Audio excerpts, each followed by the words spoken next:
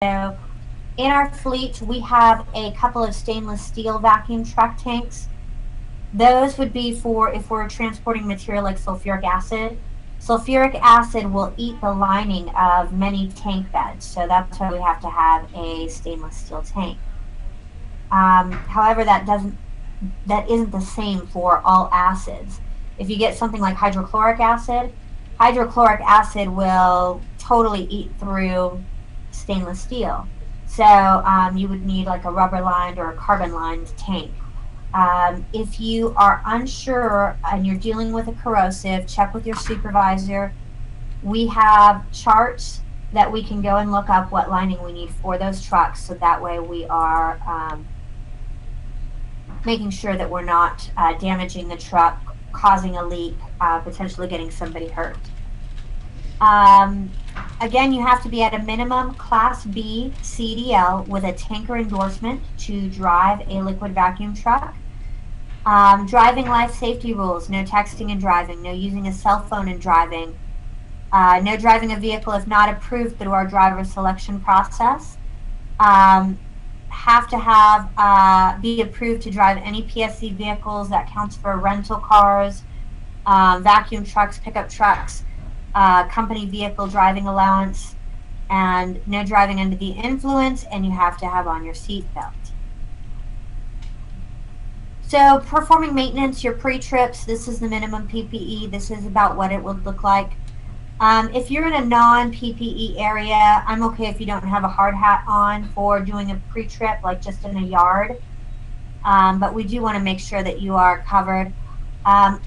If you're in a refinery, this isn't really an issue, but for locations that have their own yards elsewhere, please do not smoke around the vacuum trucks or while you're doing a pre-trip. I've seen people do pre-trips with a lit cigarette. Folks, those hoses, if they weren't deconned properly, there's a potential to have vapors that are flammable in that area.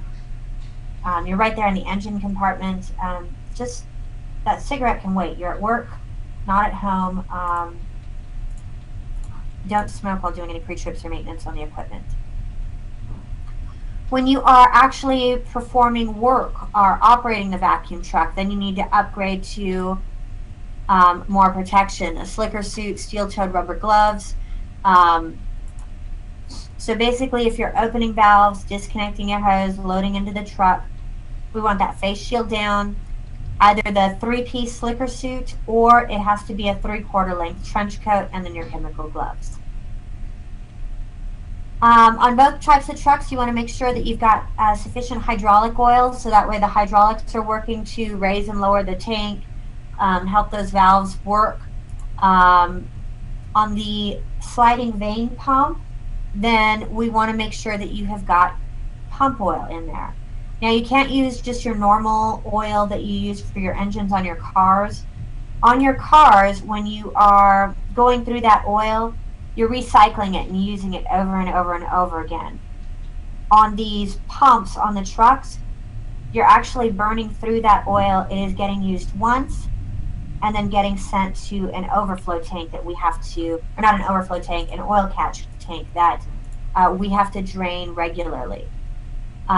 You should be burning through a 1/4 gallon every 4 hours if you're running the pump continuously. If you're going through more oil than that, it's a sign something's wrong. If you're not going through any oil, then that's a sign something is wrong as well. So if you run that pump for 16 straight hours, you should have had to have refilled it. So your oil catch reservoir, this is on the passenger side of the vacuum truck. We want to drain this daily. Make sure you've got a bucket, you've got your face shield down. The other thing that's very important when draining this and draining your overflow tank is that you do not have any vacuum on the truck. So when you're pulling vacuum on the truck, you're pulling from the back of the truck, and these are your output sides. This is your exhaust. So if you've got vacuum on the truck, there is a significant amount of pressure here. We have had injuries in the past from somebody trying to remove a cap while there's vacuum on the truck and this shoots off, striking a person. We also, to show you like the amount of force, we had a hose connected here and the cap was on the end of the hose. The employee pulled a vacuum while someone was trying to remove that cap, and it shot that cap 60 feet in the air, 12 feet in the air, 60 feet away. So definitely a lot of force in there. So make sure that the truck is in neutral anytime you're opening or closing those items. So your liquid ring, you want to make sure you've got sufficient water. You run out of water and you damage the truck to where it is not usable, and these are very, very expensive to replace. The sliding vane pump, these are about $8,000 to replace. That was the price several years ago. I don't know what they are now. These are about twice that price. So please make sure you're not running it out of water. This water will need to be replaced as it gets contaminated. So there is a rumor, or not a rumor, but a misconception that these are scrubbers. And what I mean by a scrubber is people think that they don't need to run an exhaust hose because this is scrubbing toxic gases. That is false. If anybody tells you that, they are wrong. Get a supervisor, get a safety person.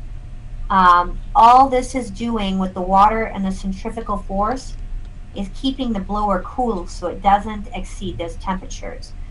But it is not scrubbing any toxic gases, any H2S, any flammable vapors. You still need to protect yourself. So when you arrive at the job site, look for where to park.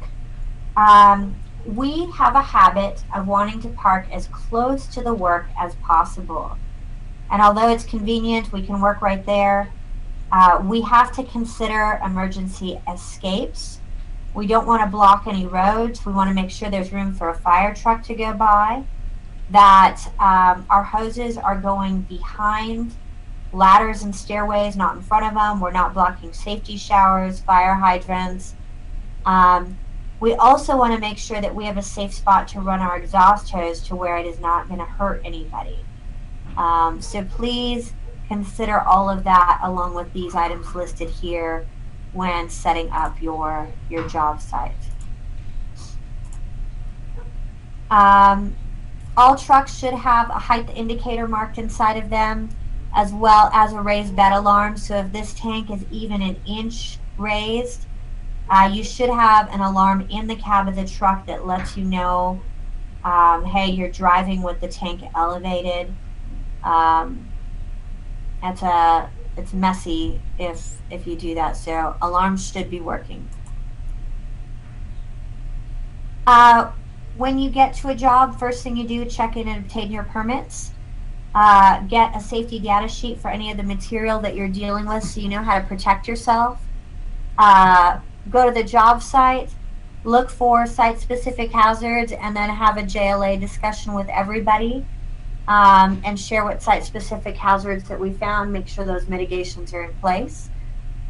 Make sure that we've got a clean truck. Our truck should be labeled, but that is a habit that people have a hard time following. So there should be a label in the truck that lets you know what was last in there, or if it was clean, and we're prepared for our job. Know your emergency contact info, locations of alarms, evacuation routes, and then again, just an example of a JLA, and have those LPSAs as you go, protecting yourself from anything that is going wrong. So barricades should be 25 feet, should cover the truck, the hose, containment region. Unfortunately, with liquid vacuum trucks and air movers, we do not have the luxury of 25 feet.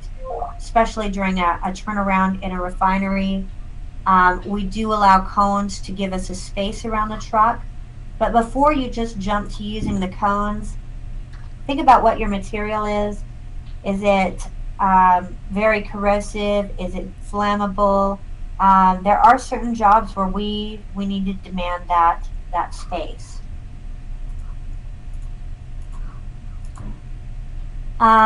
Vehicle exhaust. So we talked about when you pull a vacuum, there's the exhaust end. our exhaust needs to be vented either 12 feet up in the air or 50 feet downwind. That's because what's coming out of the end of this hose is nasty, nasty stuff most of the time.